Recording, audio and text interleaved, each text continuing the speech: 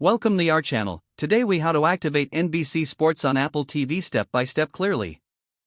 To activate NBC Sports on Apple TV, begin by ensuring that your Apple TV is connected to the internet. Turn on your Apple TV and navigate to the App Store. Using the search function, type in NBC Sports and select the app from the results. Download and install the NBC Sports app on your Apple TV.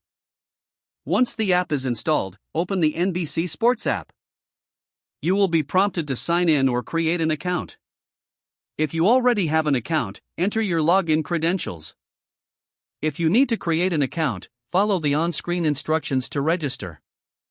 After logging in, you will see an activation code displayed on your screen. Take note of this code.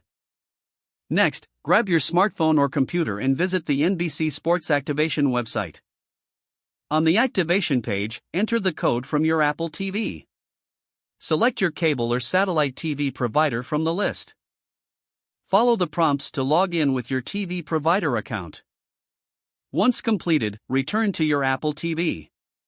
Your NBC Sports app should now recognize the activation and allow access to live events and content.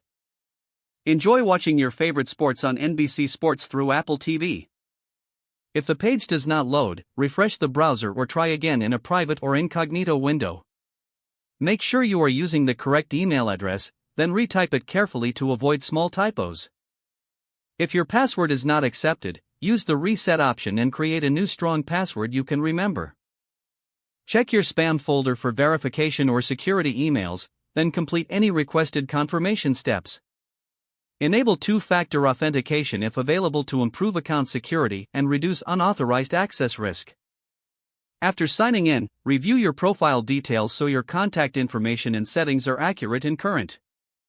If you see an error message, note it down and try again after restarting your device and internet connection.